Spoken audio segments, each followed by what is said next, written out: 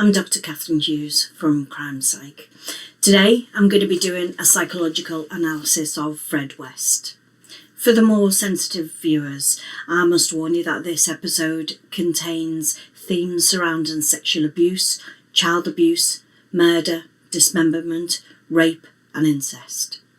First of all, I'm going to give you a very brief overview of the case and of the offender, look at Fred West's upbringing, and then look at his adult life and the sequence of events that led him and Rose West to kill. Most, if not all of you, will have heard about Fred and Rosemary West. I did a video a little while back doing a psychological analysis of them, but it was one of the earlier videos, so it didn't include perhaps as much information as what it could have done, so I'm covering it again today. Fred West is an English serial killer, and he committed at least 12 murders between 1967 and 1987 in Gloucestershire in the UK. All of his victims were young women. At least 8 of these murders involved the West's sexual gratification, and they included acts such as rape, bondage, torture and mutilation. The victims' dismembered bodies were either burnt in the cellar or they were buried in the garden of their home, which was in Cromwell Street in Gloucestershire. Fred West is known to have committed at least 2 murders on his own, and this included his stepdaughter, Charmaine. Fred and Rose West were apprehended and they were charged in 1994. Fred West killed himself in prison while he was on remand, and so he never stood trial and was never sentenced. He and Rose were convicted of 9 joint murders, and Fred with a further 4. Rose was sentenced to 10 life terms in prison with a minimum of a whole life order. This section examining Fred West's upbringing and childhood is a little bit longer than I've done on other offenders, and that's simply because there is just lots of information available on him. However, what it does show is the development of anger, rage and aggression, alongside him becoming increasingly more deviant. Fred was born into quite a strict family life. His father was a very strict disciplinarian. His mother was described as being overly possessive. He was described as somewhat of a mummy's boy, and she was very protective over him. The family grew up on a farm, with all of the children having to do their jobs and take part in farm life. Fred West is described as being quite socially inept with other people. He relied on his siblings for any sort of social interaction. The family itself was quite a closed family unit. They kept very much to themselves, and so they weren't ever really allowed to socialise with anybody outside of the home. Fred West describes growing up with his father raping some of his siblings, and suggested that his own mother introduced him to sex when he was just 12 years old.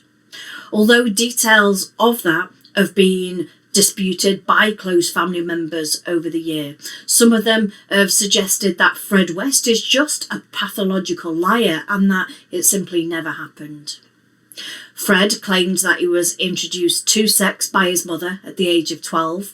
He claimed that his father taught him how to engage in bestiality in his early teens. He's also claimed to have cut the throat of a pig when he was very young. However, his brother Doug has claimed that that is untrue. He also says that none of his sisters were abused and raped by their father. I'll consider the possibility that it did happen, and also consider the possibility that it didn't. If the abuse did take place, it can be observed and copied by the siblings. We often learn from those who are closest to us. We watch how our parents behave, we watch how our friends and our extended family members behave, and we tend to copy what we see on a daily basis. And this can happen for both positive and negative type behaviours. So if we're brought up to do chores, to do homework on time, to respect others, to listen to other people, then we tend to copy those types of behaviours. But it can also extend into the negative behaviours such as domestic abuse or rape, threats or violence or theft, or in fact any type of criminal activity. We tend to copy what we see on a day-to-day basis. And this is what Fred West said that he's seen on a daily basis and was therefore modelling that behaviour. His mother took sex from him and his father took sex from his siblings. Fred says that his father raped his siblings with the justification that, well, I made you and therefore I'm entitled to take what I want from you. If this abuse that Fred West said happened is true, then this was the norm for Fred West. As we'll go on to discuss shortly, there are elements within Fred West's crimes where he's consistently displaying this type of behaviour, this type of dominance and control and treating people like objects and taking from them whatever he wants to satisfy his own needs. However, his brother Doug claims that none of this abuse took place and that Fred simply made it all up. Now, if this version of events is true, it's simply a case of Fred West trying to justify his actions to the world. What he's saying is, yes, I did a bad thing, but I couldn't help it because of what I've been through, because of my experiences. Sometimes offenders act spontaneously, and it's only really after the crime that they look back on it. They then tend to search for meaning and for understanding and think of ways that they can justify their actions. If this is the case, then he was the real victim here. You know, he's portraying himself as being the real victim and that he only did that because that's how he was treated growing up. What he's saying is that this was normal and therefore not wrong. Fred West has been described as being quite a charming man from about the ages of 16, 17 when he started to mature a little bit. But that charm and that wit was always used to manipulate people of the opposite sex and to get whatever he wanted from them. It was always about getting them to do something for his pleasure. He was involved in a motorcycle accident when he was 17 years old, and the accident left him in a coma for a week. He had several broken bones and a skull fracture. The skull fracture could have led to some form of brain damage or brain injury, which would have significantly contributed to his social interactions and the way that he treated other people, and of course the ways that he behaved and interacted in a sociable way. At the age of 20, his sister, Kitty, told her mother that Fred had been raping her. She claimed that she'd become pregnant as a result of these rapes. He was always described as being quite aggressive with the opposite sex. This was at quite an early age when he raped his sister, who was 13 years old. When he was arrested by the police for that offence and asked, "Did you rape your sister?" he said, "Yes, but doesn't everybody do that?" So Fred believed that this was some kind of normal behaviour. And this could suggest that the alleged abuse did in fact take place. This was certainly normal within Fred West's understanding of what family life was meant to be like, at least. He describes that his father had took sexual activity for his own gratification from his sisters, and he just seen that as a normal way of treating the opposite sex. However, his sister refused to testify and the case was eventually dropped. When his physician was testifying in court on Fred's behalf, he said that he was suffering violent epileptic fits and fits of rage, and so there was clearly some type of brain damage left that would have left him with at least fits from that. Fred West escaped a jail sentence for the rape of his sister, but he was still a convicted child molester and he was convicted for sexual abuse at a very young age. Following that, he moved out, and although he reconciled with his parents, his relationship with most of the family remained quite fraught. His early life was all about habitually taking what he wanted from women. And this could have possibly been learned from his father and his mother when he'd gone on to rape another person himself, there was no real punishment and there were no real consequences for that. He soon met Catherine Costello, who was better known as Rena, and after dating a short while, she moved back up to Scotland. When they met again, they married. Catherine was already pregnant with an Asian man's child at that time. To explain the child's mixed ancestry, Rena and Fred claimed that Charmaine, this firstborn, was simply adopted. They also had a child together themselves who was called Anne-Marie.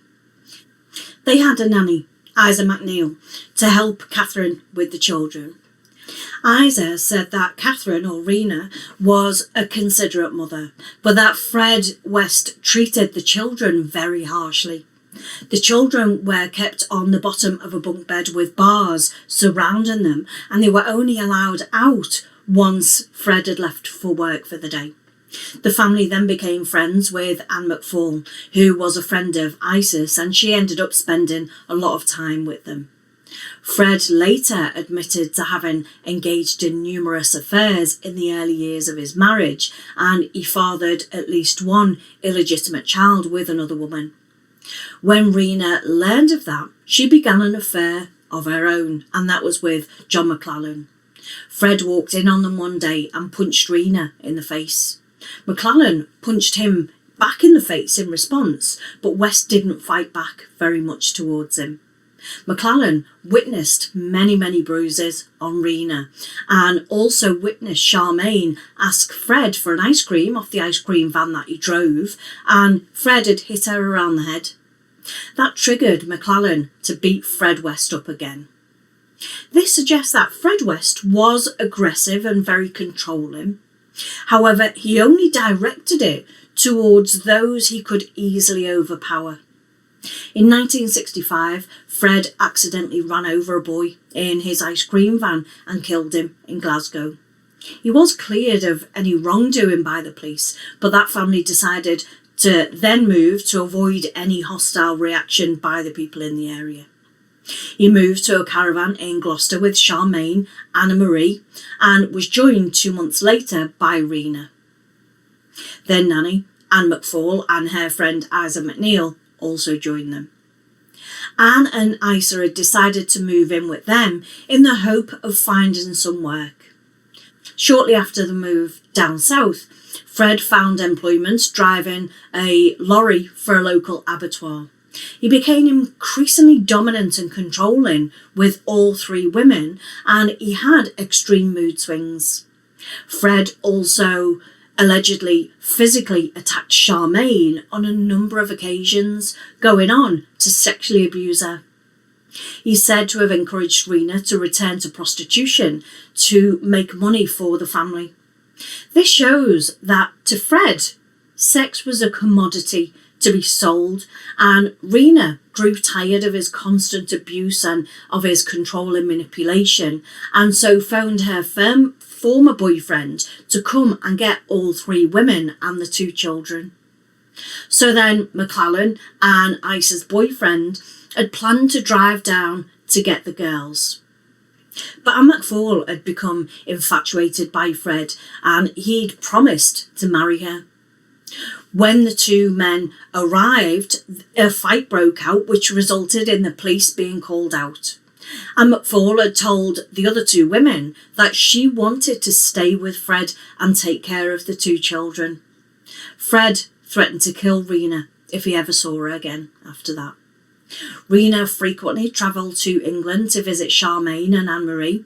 Despite initially maintaining her friendship with McFall, Rena soon began to resent being around her daughters. So on the 11th of October, in an act of resentment, Rena stole some belongings from Fred's caravan and returned to Glasgow. She was arrested the following month and was sentenced to 3 years probation. Fred testified at the hearing, admitting that he and McFall were living together, but falsely claiming McFall intended to return to Scotland immediately. Instead, she moved in with him.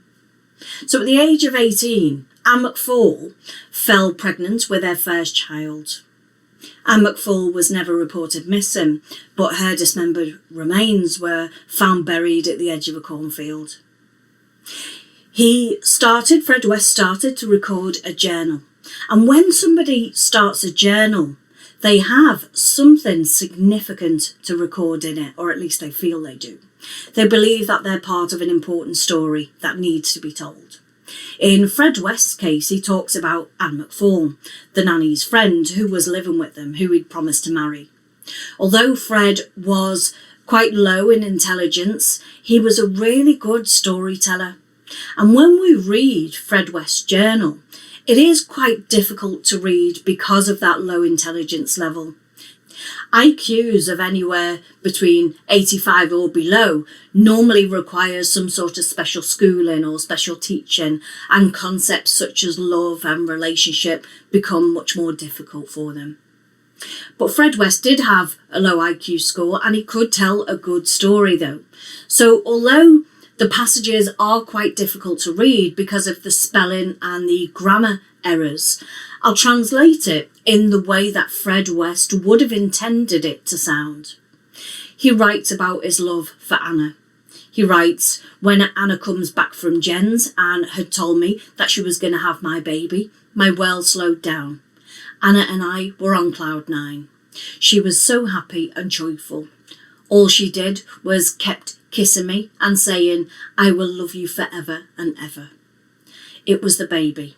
I had to sort it out with Anna. But not now, as Anna is too happy. She was pregnant. I hope not. I had to sort out the marriage. I had to marry Anna. She's my special angel. I got my guitar out and I sat on the step of the caravan. Anna sat by me and I sang to her." So in that passage, he writes about his torn feelings between loving Anna and her being his special angel, and being torn, hoping that she's wrong about being pregnant. He makes passing comment that he had to sort it out, with no explanation or expansion on what it might have been. Behind that idyllic picture that Fred West is creating in this journal, there was a lot of violence, there was a lot of manipulation, control, abuse and rape. Anna, as I said, was never reported missing, but she was found buried in a field nearby where she was living with Fred. She was only 18 at the time, and she was 8 months pregnant when she'd been killed. The baby had been cut from her and was buried beside her. Fred had given such care and significance to this child that he's seen this child as being worthy of having its own separate burial. That's why he would have buried the child separate to Anna, because it held a great deal of significance to him. By painting a picture of this idyllic loving relationship and being so happy that they were on cloud 9, there was a very violent and dark behaviours going on behind and very shortly after the moment that he killed her. And this is what many people will do. Many people on social media these days will portray one face to the world of this idyllic, happy life, post pictures at the time of beautiful homes and a big house or a lovely car or expensive family holidays where everybody's smiling and looking really happy.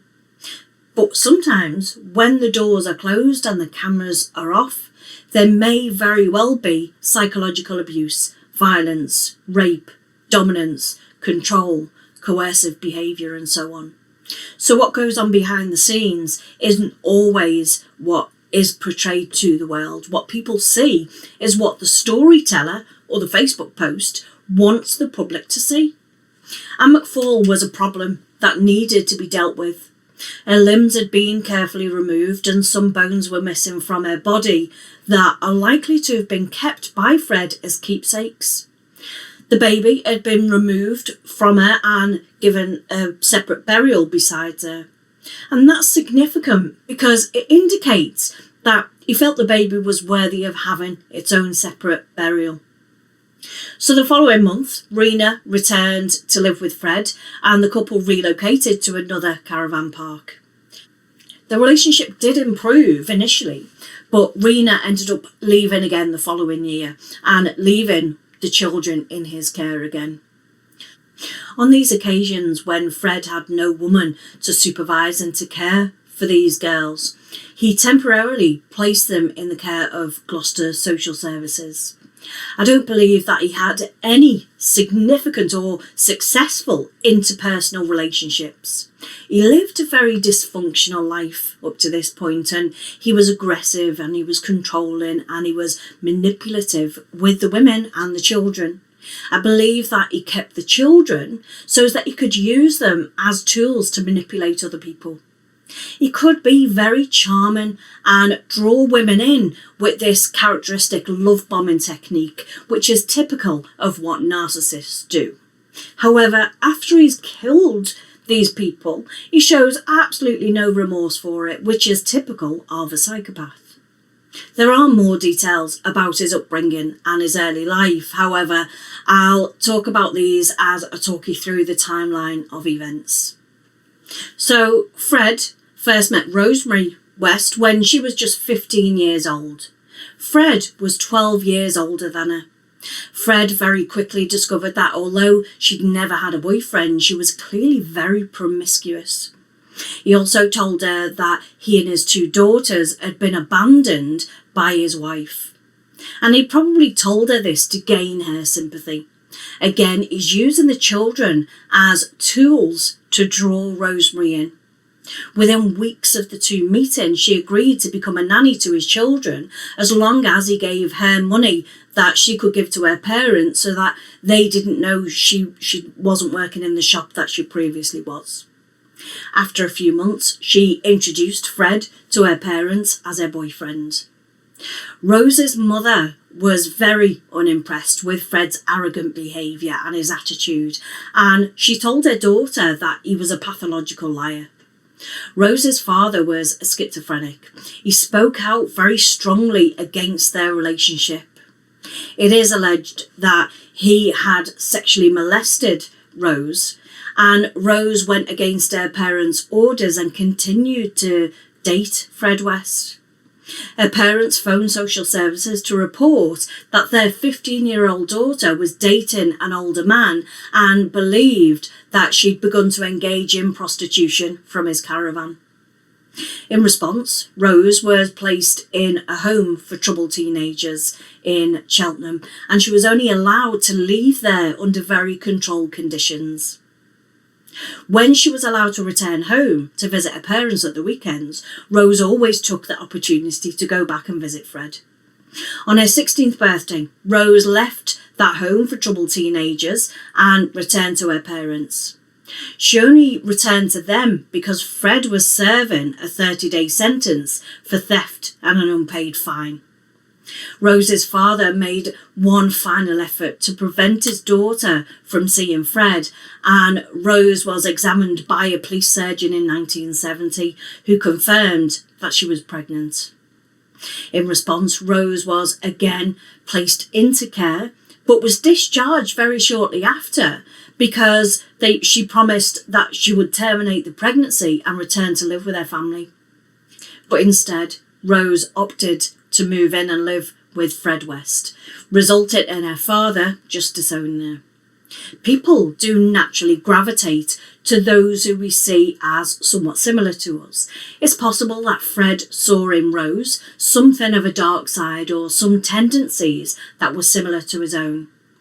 It's equally as likely that he saw a very young, impressionable young girl that he knew he could control and manipulate. This is what those with narcissistic traits and tendencies tend to do. They look for characteristics in people that show vulnerabilities. Younger females are much more impressionable than older ones. He may have noted the strained relationship between her and her father and placed himself in the role of being the loving, protective one towards her in order to draw her in more. Now, we can't really say one way or the other that Rose would or wouldn't have gone on to show sadistic tendencies without the presence of Fred. On one occasion, very shortly after Rena had visited to check on her children, she was killed. She was strangled by Fred, possibly while she was intoxicated in the back of his car. It's likely that she would have been sat in the car having a heated discussion. Something she'd said had absolutely enraged Fred West, and he turned and he strangled her in the car. Rena's body was extensively dismembered, placed into plastic bags, and buried close to a cluster of trees. Again, this is evidence of it being something, a problem which needed to be sorted out.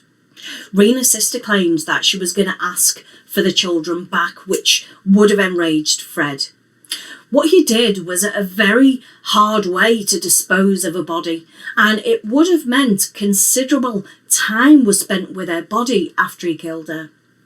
He would have had to drag her body out of the car first to dismember her, meaning that the location that he cut up and dumped the body would have been probably chosen very carefully to avoid being seen or caught by anyone. Less than 6 months later, they married Fred and Rose. Later that year, they gave birth to May Ann. Shortly after giving birth to a second child, Rose started to engage in prostitution. Charmaine and Anna were treated very cruelly by Rose. She constantly criticised them and used to beat them whilst they were under her care. Anna almost always cried, but Charmaine was a very strong-willed child and she refused to cry, which irritated Rose a lot.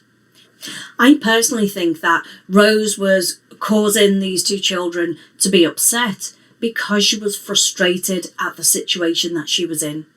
Instead of dealing with this frustration and anger in any sort of a reasonable way, she chose to take it out on the children. In my opinion, the two children were a means that she used to be with Fred. She didn't take care of the children, she used them. When she was left to take care of the children on her own, she no longer had Fred, and the children were simply a burden to her. Despite the years of neglect and abuse, Charmaine remained resilient and would comfort Anne-Marie. Anne-Marie later recollected that her sister, Charmaine, would repeatedly antagonise Rose by making statements such as, "My real mummy wouldn't swear or shout at us," in response to some of Rose's scathing language towards them. A childhood friend of Charmaine's named Tracy Giles, who'd lived in the upper flat of Maynham Road, would later recollect an incident in which she'd entered the Wests flat unannounced and seen Charmaine naked and standing up on a chair, being gagged with her hands bound behind her back with a belt, and Rose was stood alongside her with a large wooden spoon in her hand.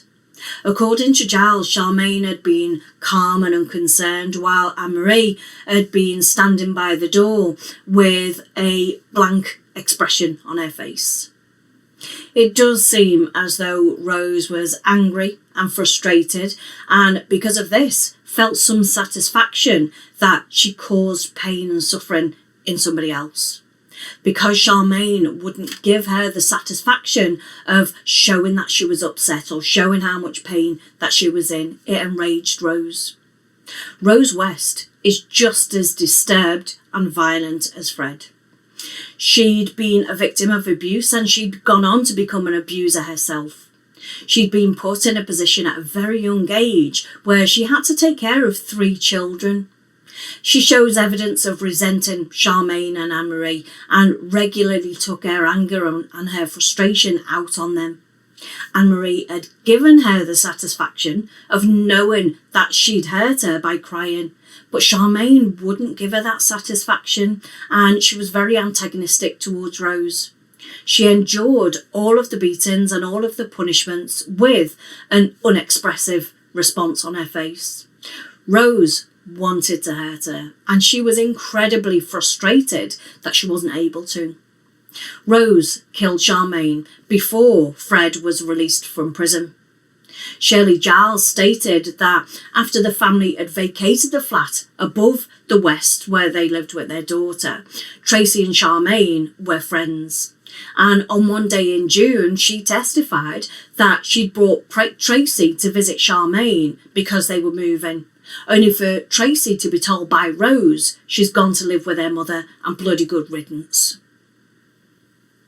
Rose had told everybody that Charmaine had gone back to live with her mother. When Fred was released from prison on the 24th of June, he reassured Anne-Marie's concerns by saying that her mother had collected Charmaine and returned to Scotland with her.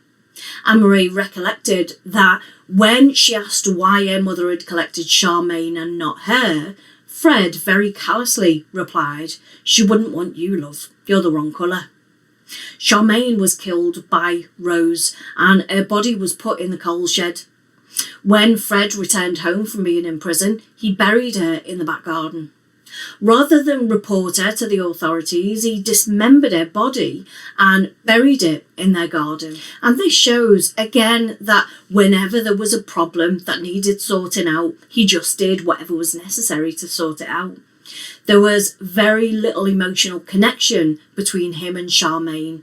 He'd always used the children as a tool to have power and control over others and to draw people in. He'd already killed Anna, who was pregnant with his child at that point, and handling bodies and dismembering them wasn't at all shocking or upsetting to him. He simply had no emotional connection, which is indicative of psychopathic traits. Fred West had already sexually molested her. He'd raped a number of women. He was allegedly raped by his own mother, and he was sexually assaulted by his father. There is a familiar theme running through his life where people are thought of as being objects or commodities that should be used to make money, have power and control, and to manipulate. There was no stable loving relationships, which is also a trait of psychopathy. In October 1970, Rose gave birth to a girl, Heather Ann. There have been some suggestions that Rose's own father had sexually abused her. However, that's never been really confirmed. Only 2 months after that daughter was born, Fred was returned to prison for theft of car tyres and a vehicle tax disc being out of date. So at the age of just 17, Rose was left to take care of all the children by herself. Rose started working as a prostitute from their family home. Rose had her own special room in their home where she did her business from. They also took on lodgers to help to pay their bills. Rose kept the key to her room around her neck at all times, and she had control of the family finances. There were several spy holes into this room and some baby monitors so that Fred could watch and listen to her having sex with several clients. He had a long history of being a voyeur and didn't really mind his wife having sex with other men as long as she didn't get too much pleasure from it and she made money. Again, this is a psychopathic trait. It wasn't a loving relationship at all. It was a way for Fred to satisfy sexual fantasies and use Rose as a tool to do that. They'd also engage in threesomes regularly. They'd always take it to the edge, though, by using aggression and violence, pushing these people that they were sleeping with to the very edge. They used gags and bindings. They used various torture devices on them. And this was a developing pattern in which Rose became involved in Fred West's sadistic ways. She went along with it and she was learning and she was getting pleasure from it. This is a continuation of using people as objects for their own pleasure. Although Rose's father didn't initially like Fred, they became closer over time. They became business partners together. Her father had learned that Rose had been working as a prostitute from their home. And rather than being disgusted by this, he started to visit Rose as a client. There was certainly a dysfunctional relationship between all adult members of that household. They'd exert dominance and control over other people. They used other people in ways that other people weren't always comfortable with. And that led them to raping, assaulting, abusing and murdering several victims together. Dysfunction, dominance, control and taking what they wanted, treating people as objects, became the norm for their family within their family. They kept themselves fairly private, but both Fred and Rose raped and sexually assaulted their own children. They had a torture room that they'd used to abuse some of their victims and some of their children. They scared their children enough so that they were too afraid to tell anybody outside of their home about the abuse. They warned the children specifically against telling anyone. Now, obviously, they knew what they were doing was wrong. They knew that if anyone found out about this abuse, then it would be trouble. All of the children were subjected to horrific amounts of abuse, beatings, sometimes for no apparent reason other than for Rose's gratification. Rose was even aggressive with Fred, and on one occasion she ran at him with a knife, cutting her own fingers, and managed to embed the knife in a door. One of the children had told Rose that Fred had violently raped and abused her earlier on in that particular day. But Rose's response to that child was, "You must have deserved it then." This was a very volatile house to grow up in. Dominance and control were normal. It happened every day. Rape and being raped was normal. Both Fred and Rose enjoyed taking part in sadism. Once they moved out of their caravan and they moved into their house, where they had a space that they were able to privately carry out rape, torture and murder. And so that meant that their behaviours escalated. I am certain if they'd not been caught when they did, they would have carried on raping and killing victims. By 1983, Rose had given birth to 8 children. At least 3 of them were conceived by the various clients that she had. Fred willingly accepted these children as his own, and he falsely informed them that the reason that their skin was darker than that of their siblings was because his great-grandmother was black. All of their children had to endure horrific amounts of abuse. They weren't allowed to socialise outside with any other children. They were beaten and they were abused on many occasions. Rose carried out most of the beatings. Fred also beat them occasionally. 2 of the children, Heather and Stephen, ran away for a time before returning home for more beatings. When Anne-Marie was just 8 years old, she was led to the cellar in Cromwell Street and she was ordered to undress. Parts of her clothing were torn off and she was gagged and she was tied down. Fred then raped her with Rose, encouraging him. Afterwards, she was taken to the bathroom. She was given a sanitary towel and she was told, "Everybody does it to every girl. It's a father's job. Don't worry and don't say anything to anybody."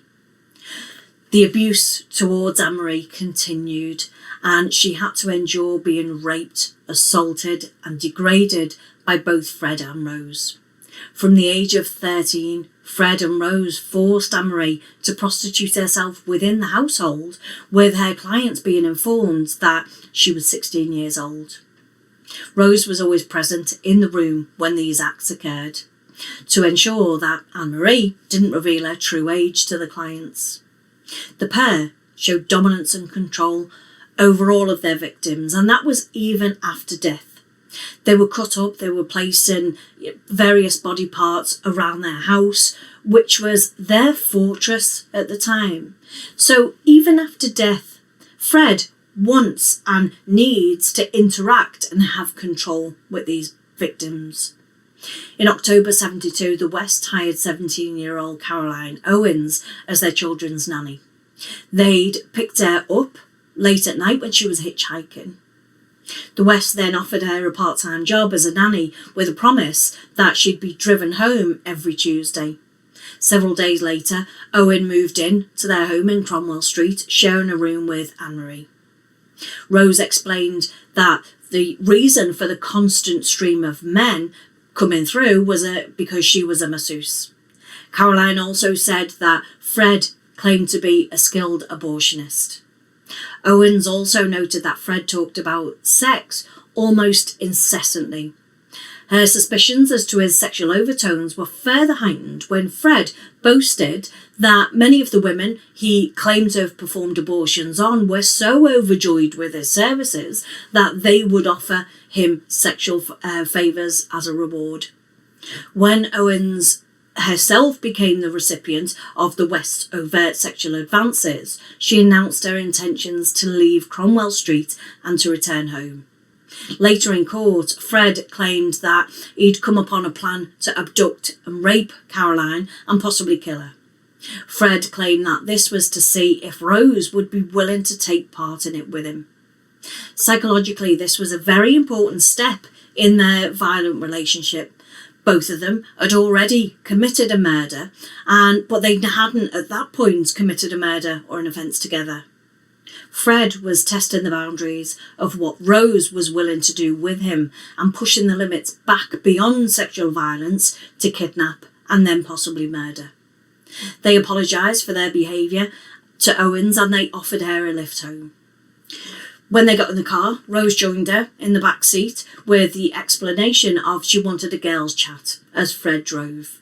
Rose then began to fondle her and Fred asked had she had sex with her boyfriend that night. When she refused to answer, he stopped the car and he beat her up. Rose then bound and gagged her. In a statement to the police, Caroline said that she'd been drugged beforehand and she was sexually assaulted by both of them.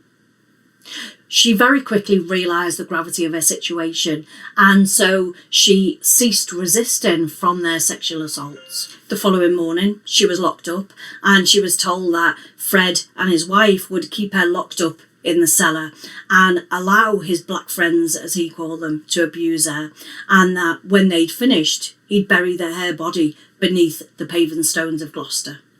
Fred then claimed to her that he'd killed hundreds of young girls, adding that she'd primarily been brought to the house for Rose's pleasure. Following this abuse, Fred and Rose then calmly asked Owens whether she'd consider returning to work as their nanny.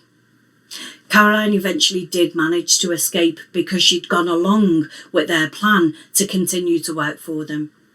So when Caroline escaped and returned home, her mother noticed her bruises and then she reported the abuse to the police. The Wests were arrested and charged with assault, indecent assault and actual bodily harm and rape. The case was tried at Gloucestershire Magistrates Court on the 12th of January 73, but by this date Owens had decided that she couldn't face the ordeal of testifying in court. All charges were then dropped and the Wests agreed to plead guilty to the reduced charges of indecent assault and causing actual bodily harm, and so each of them were fined £50 and the couple were allowed to walk free with no consequences for that action. When Owens heard the news, she attempted to commit suicide. Just imagine for a moment that somebody had hurt your feelings really badly. You punch them, you degrade them, you sexually exploit them, you make it clear that they mean nothing to you and that they're only there to do whatever they want from you. You don't care about the hurt or the pain that they've inflicted. They deserved it. Then imagine a police officer comes along and says, hey, you can't do that. You go to court, you're given a small fine, slap on the wrist, and then set free. Then a different person comes along and upsets you. What would you think? Would you be hesitant to do anything to them because of the trouble that you might get in? Or would you feel justified to do it again because the consequences aren't that bad anyway? And this is exactly the type of mindset that Fred and Rose would likely to have had. Just 3 months after this, they murdered Linda Go together.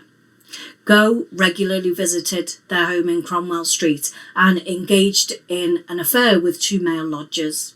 On the 19th of April, she moved into the home at Cromwell Street, and on or about the 20th of April, other tenants were told that she'd been told to leave the household after she'd hit one of their children. That claim was then repeated to Go's mother when she contacted the Wests to inquire about her daughter's whereabouts. It's alleged that Rose had been wearing Linda's clothing when she repeated the claim to her that day. That is the ultimate show of power and arrogance. She believed that they'd never be caught for it. Their house, their home had become a fortress to them, so much so that they could do whatever they wanted within it and get away with it. It was a place where they were able to pleasure themselves in these sadistic acts and inflict violence upon other people. We know from her dismembered body found at their home that she'd had her mouth taped. They'd inserted tubes into her nostrils so that she could breathe. Strings of fabric found at the crime scene showed that she was likely to have been suspended from a beam in the ceiling. Fred later admitted that he'd altered this beam to suspend the bodies of his victims from. She was dismembered and she was buried beneath their garage.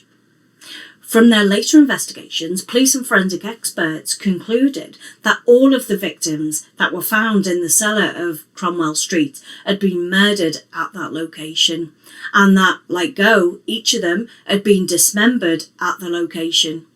5 victims were murdered and buried in the cellar at Cromwell Street between November 1973 and April 1975. As with many serial killers, there is always a progression of violence, abuse and sexual assault with each victim. There's evidence of an escalation to using various pieces of equipment to torture or to degrade their victims. Once they were arrested, Fred said that he couldn't remember many of the victims' names, but he claimed that they talked to him from the spirit world. And this shows that he still wants dominance and power over these women. He wants to relive the crimes and he wants to keep his victims connected to him. In conclusion then, Fred and Rosemary West murdered a total of at least 12 people. Both of them had murdered on their own before going on to kill together. Fred shows definite signs of being a psychopath. Rose shows signs of voyeurism and sadism. They murdered for their own pleasure and they felt very little empathy towards their victims. They subjected their children to horrific abuse, killing 2 of them. Once they'd moved from their caravan to their house, that became a fortress that allowed them to treat their victims however they wanted to and to bury their bodies within there. That home became their sadistic world where the only thing that mattered was sexual pleasure, dominance and control. Fred West killed himself in prison while he was on remand and so he was never sentenced. He and Rose were convicted of 9 joint murders and Rose was sentenced to 10 life terms with a whole life order. I believe that if these 2 weren't found sooner, they would have had many more victims. I do hope that you found this psychological analysis today interesting and importantly that you've learned something from it. Thank you so much for taking the time to watch. Bye for now.